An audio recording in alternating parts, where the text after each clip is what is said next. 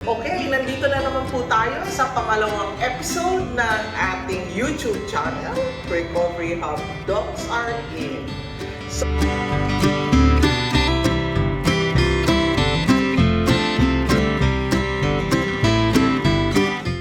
So sa episode na ito, kung sino pa yung hindi nakaka-subscribe, subscribe the button below. At kung sino pa yung may gustong mag-comment, pwede rin kayo mag-comment kung anong gusto nyong sabihin at ipadiscuss sa amin sa susunod. So hindi ko na patatagalin, no? Nandito tayo with the Recovery Hub Docs, Dr. Benette and Dr. Mai. And as promised, we are all together in person. Oh my God! So nandito ako sa Manila ngayon. Nandito kaming lahat. And so, baka sa susunod na episode, meron kaming location shoot. So kung sino yung gusto mag-sponsor ng location, pwede. Meron na rin pong libreng konsulta kung saan kami nandoon. Okay, good day everyone. Excited na rin ako para sa episode na ito. You know, it's close to my heart because at many points in my lifetime, nagkakaroon din ako ng anxiety. Oh, good day everyone. So for this episode, excited na nga si Dr. Pons kasi we will be talking about ano ba yung mga common na nararamdaman natin ngayon in the pandemic. We just open our social media, tapos ang dami na natin worries, yung political climate natin, ang daming work from home or studies, no? So yung pag-uusapan natin ngayon is about anxiety. So we will begin. So ano ba? Drama ba ito? OA o anxiety na talaga? So for this episode, of course, sabi ko nga, pag-uusapan natin yung anxiety. At yung last episode natin, meron na nag-question, no? Sabi niya, anong question niya? What are the signs and symptoms daw? No? What are the signs that we should watch out to know that we have anxiety? No? And how to tell what triggers? No? What triggers it daw? No? And can we prevent or cure anxiety? And so we will definitely tackle all those questions later on. And by the way, no, ang ating source for or our reference for today is galing po ito sa special health report from the Harvard Medical School, no, entitled Anxiety and Stress Disorder. Guide to Managing Panic Attacks, Phobias, PTSD, OCD, Social Anxiety. But of course, hindi natin kakalimutan na ang ating pag-uusapan ngayon ay Generalized Anxiety Disorder muna. I'm sure you have noticed that there are tails and faces of our fur babies moving around. But you know what? We're going to do this in two parts, okay? The first part would be symptoms, causes, and prevalence, and maybe even the triggers for anxiety problems, okay? And then part two will be about what to do if you identify that you have anxiety. When does worry become a disorder? Or parang normal stress ba to? Or should I worry more? No? So, I'll give you, usually we look at severity of symptoms, tsaka if they get to a point where yung functioning nila affected. But I'll give you some examples. No? So first, for example, if it's everyday anxiety, you worry about, for example, your bills, which is kind of normal, no? Or parang something, work, diba? So that could be normal anxiety. But if it gets to a point where you think about your finances or your work mo, even, you know, to the point where you can't sleep or you can't concentrate on something, then you're thinking of, maybe it's a disorder. Another example would be, for example, before presentation or you have to talk in front of the class, no? You get nervous, so that's normal. But it gets to a point that before your presentation, you feel your heart pounding, difficulty breathing, na sobrang bad, and then you want to run away, and that happens all the time, then we might want to think that that's a disorder. Or everyday anxiety can be, for example, you have a fear of, insects, kasi you get an allergic reaction. But if the fear is such that nagiging disorder na siya. If the fear is such that you are scared of things that are neutral and you avoid them or you don't go out because of them, like a building or trees, no, or a crowded place, then that can be a disorder. Ito ba ay may kinalaman ba sa depression o anxiety lang? So, ang sinasabi dito is pwede siyang mag-coexist. Very common na ngayon yung comorbidity, di ba? But pwede rin na magkaibang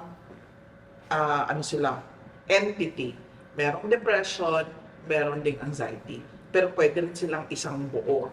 No? So, dapat pag meron na kayong makikita ninyo mga symptoms later on, kailangan masabi ng doktor ninyo kung ito ba ay anxiety lang o ito ay depression lang. So ano ba mga mga dahilan? Bakit ba tayo nagkakaroon ng anxiety? Of course, meron tayo yung ating make-up ng ating brain dahil kung saan nanggagaling yon, no? Pwedeng dahil sa genes, dahil sa mga life circumstances natin or experiences, and of course, yung ating personality. So, tatalakayin natin yan pa isa-isa in the next few minutes. Pag-uusapan naman natin ngayon ang brain. Ano nga bang kinalaman niya sa nangyayari sa atin kapag nagkakaroon tayo ng anxiety? Yung mga technologies ngayon, kagaya ng positron emission technology or tomography or PET scan, yan yung mga pagka tinignan mo, nagla-light up yung parts ng brain na natitrigger kapag ka merong anxiety-provoking na situations. So, nakita dito yung mga parts ng brain na affected kapag ang isang tao ay nagkakaroon ng anxiety. Unang-una na dyan, yung amygdala. Yung amygdala natin, nandun yan sa gitna sa kalooban ng brain, no? Na siya yung nagde-determine kung nagko-coordinate kung paano magre-react ng isang tao sa isang triggering situation. So, si amygdala ang nag-a-act like a lifeguard or security guard na nagbabantay kung meron lang danger, no? Pagkatapos, ano nga ba yung kinalaman din ng ibang bahagi? Yung ating cerebral cortex or yung nandoon ng ating prefrontal cortex, doon nangyayari yung pag-evaluate kung ang isang sitwasyon ba ay makaka-trigger ng anxiety. So because yung ating prefrontal cortex ang thinking part ng brain natin, siya yung nagpapaisip sa atin kung ano nga ba yung mga dangerous or hindi dangerous. Pagkatapos, there are also other parts like yung mga anterior cingulate gyrus and all those other parts na makikita natin sa ating background, no? Na these are all very important sa ating anxiety, no? Importante din yung mga chemicals na nasa brain natin, ang tinatawag natin na mga neurotransmitters. Isa dyan ang dopamine. Ang sabi nila, kapag maraming dopamine, mas na-anxious ang isang tao. Pasensya na ako, may nagtitinda yata ng ice cream sa labas. So, wag natin problemahin yun kasi hindi naman siya anxiety-provoking. Okay. So, at meron din tayong tinatawag na gamma-aminobutyric acid. Ito naman ay isang inhibitory din na neurotransmitter. Yung dopamine is excitatory. Ibig sabihin nun, kapag marami tayong gamma-aminobutyric acid sa ating brain, nababalance out niya yung other excitatory neurotransmitters. Another one is glutamate, excitatory din siya, and norepinephrine and serotonin. Serotonin, yun ay, sabi nila, depleted siya kapag ang isang tao ay nade-depress, pero pag anxiety, sabi nila, lower than normal ang level ng serotonin kapag tayo ay na-anxious. Okay? So, mayroon pa ibang parts ng brain na mahalaga din ang papel sa ating anxiety. Ano ba to? Ito yung tinatawag natin na hypothalamic pituitary adrenal axis. ano ba yung ginagawa nito, no? Ah, Usually, ang HPA axis ay normally protective. Okay? So, ibig sabihin, parang yung lifeguard din na nagbabantay kung meron danger for us. Kaya lang, for some people na merong anxiety disorder, nagiging overactivated siya na imbes na maging protective siya, ay sumusobra yung parang yung parents, nagiging overprotective. So, nasusobra yung anxiety, di ba, pagka ang parents sobrang anxious para sa mga anak at nagiging overprotective. Sobrang hindi na nakakatulong. Okay? So, dito lumalabas yung fight or flight response sa stress. Okay? So, paano nga ba kaya ito nakaka-apekto sa ating life experiences? Puro pag-uusapan niya ni Dr. Anay. Kasi parang laging tinatanong, pag nagtatanong kami ng mga pasyente, laging tinitignan namin kung ano yung mga life experiences ng bata pa sila. So childhood kasi is a very fragile time for a human being, no?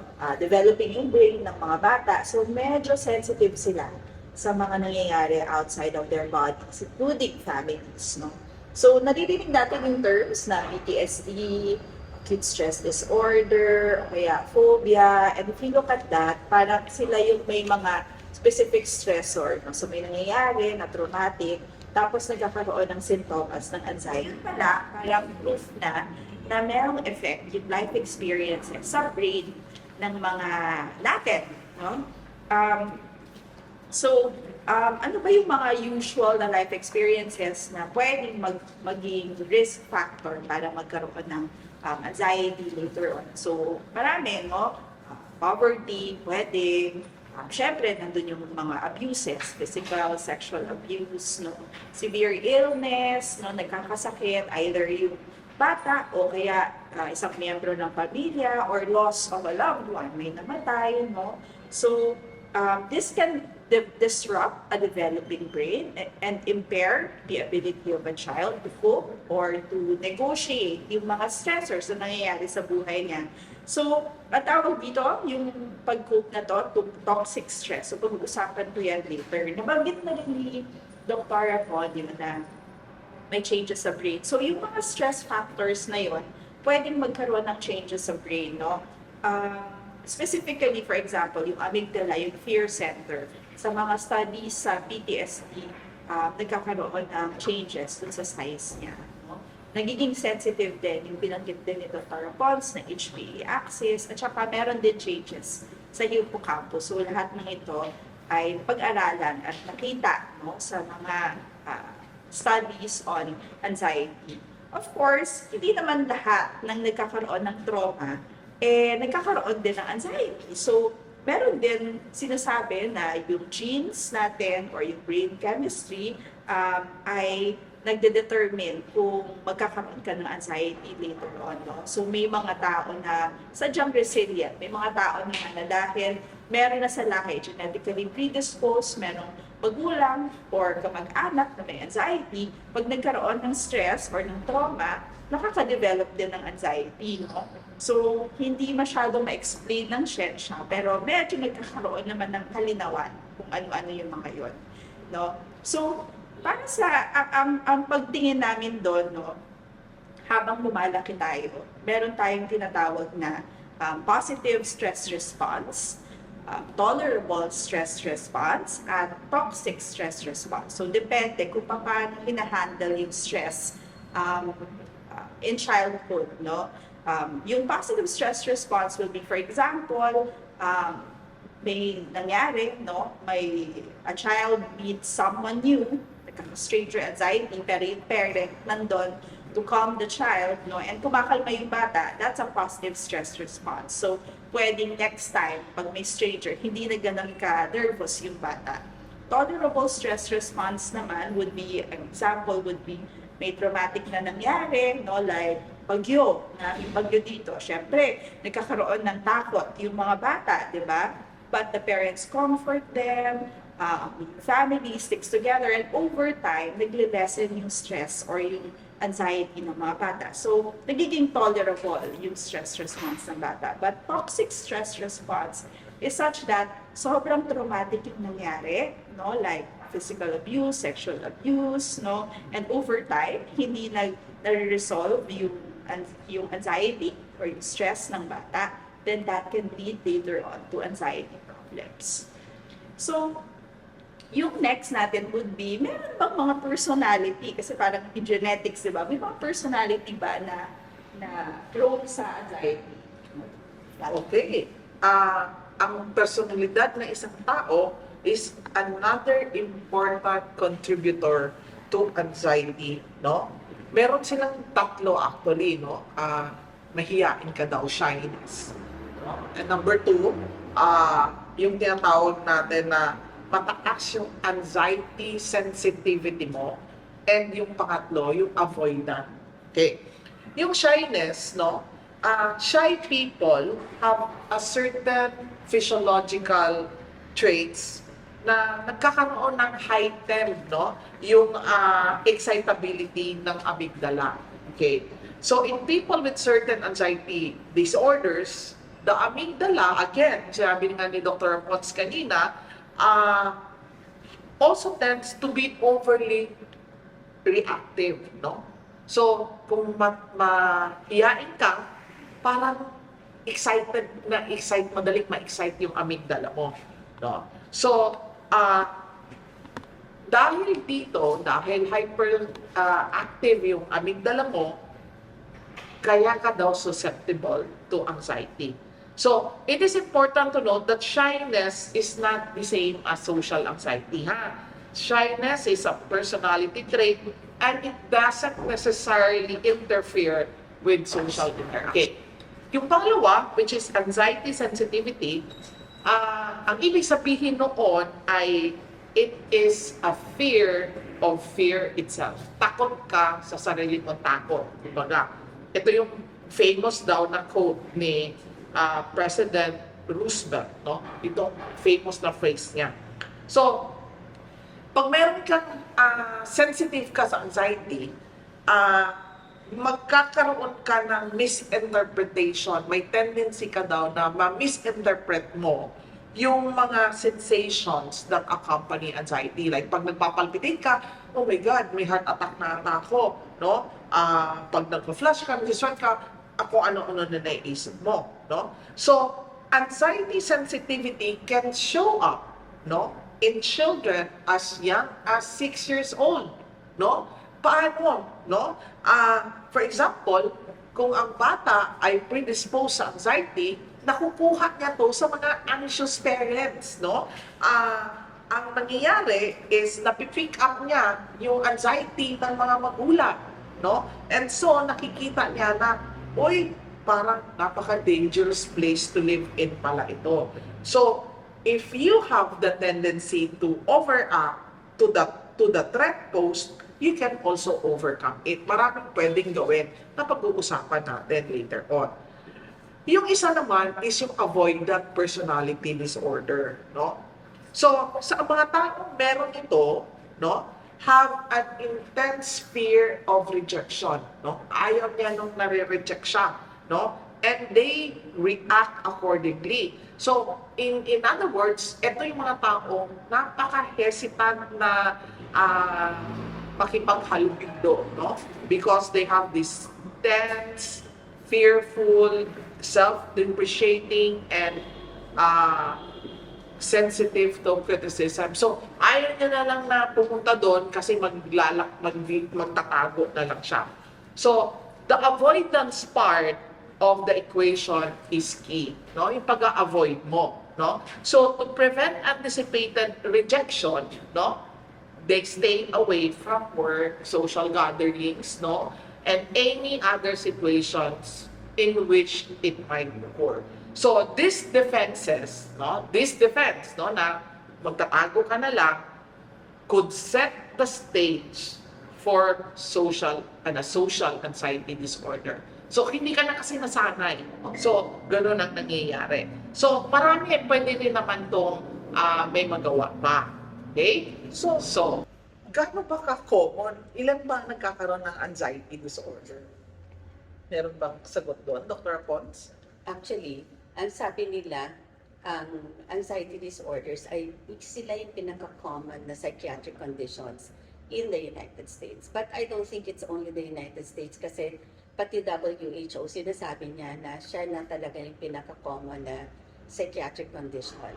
So, ano yung pinaka-common na nakita nila? Kasi nga Harvard yung ating reference for today.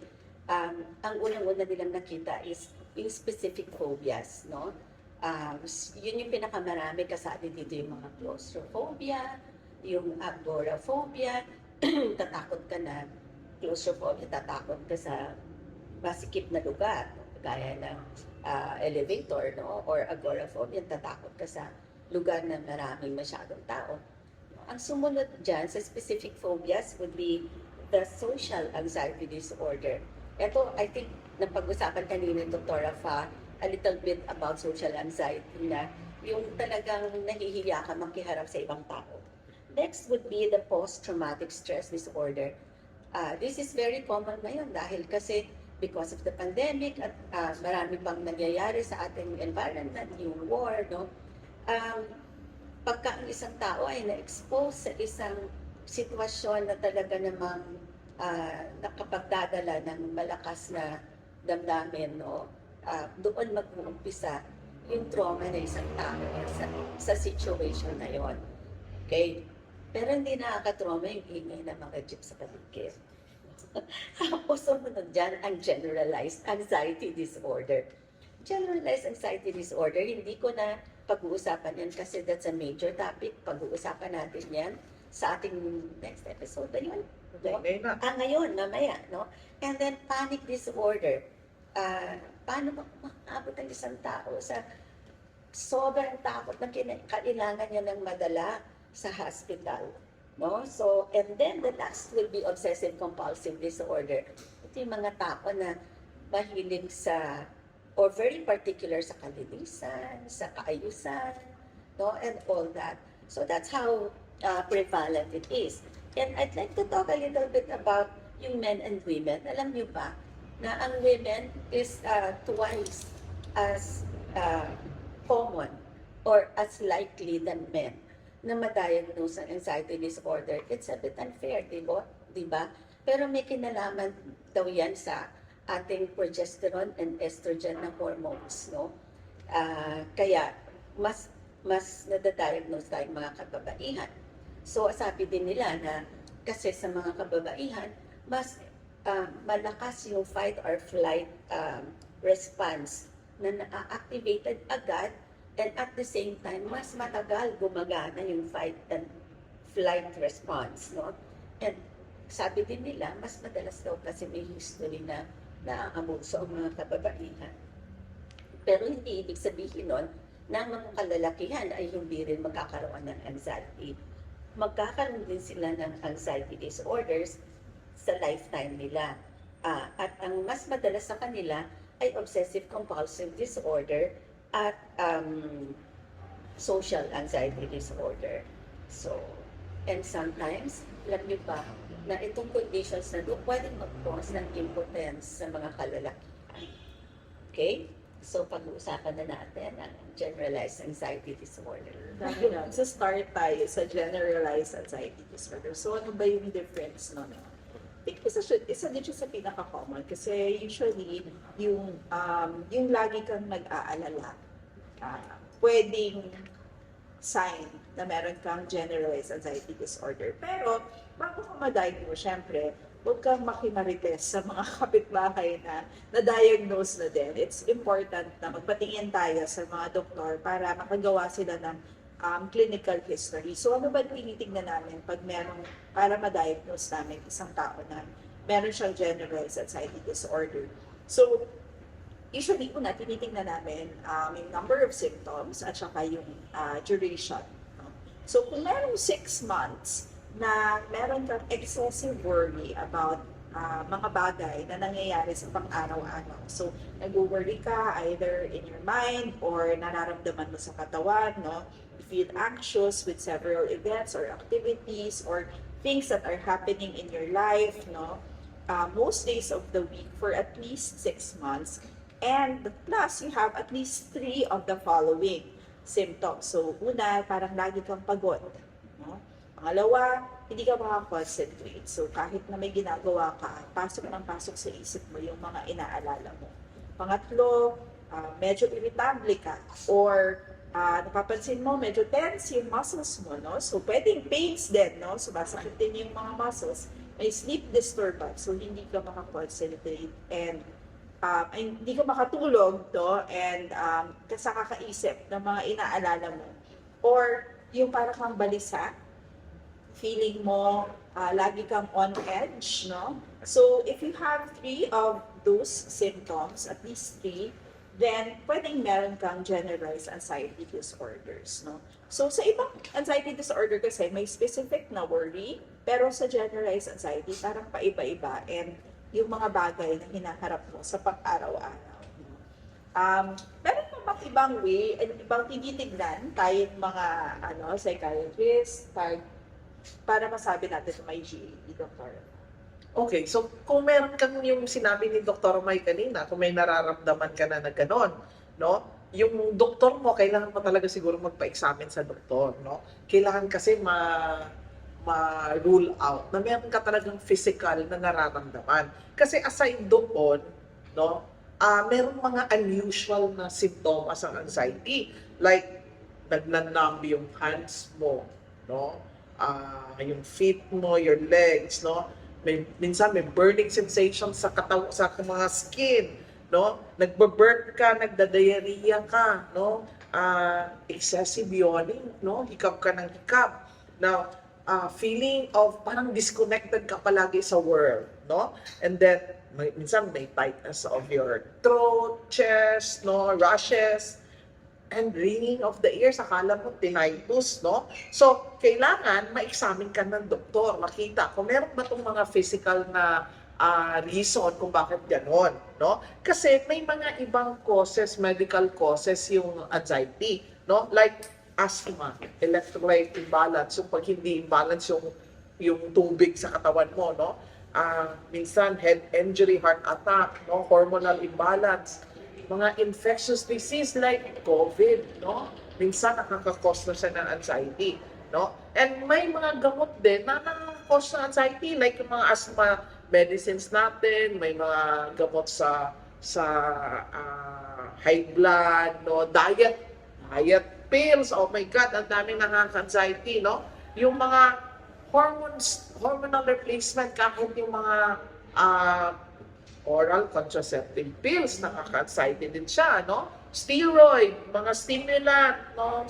And of course, yung mga pinag-aabuso ng drugs. No? So, kailangan makita muna natin kung ano ba, meron bang ganon. And then, kung normal lahat ang laboratory mo, nagpa-emergency room ka na, kailangan na siguro ng psychiatric evaluation. Isa lang masasabi ko, you do not need to suffer. Meron mo siyang kagalingan, kailangan lang mabigyan ng lunas. So, I hope yung first part natin, na-answer yung comment doon sa ano tawag to, sa comment sa first episode, no? Kung meron pa kayong comment na iba, no? Kailangan mag-comment kayo, mag-subscribe kayo. And watch out for our next part 2 episode of episode 2. Maraming salamat! Bye!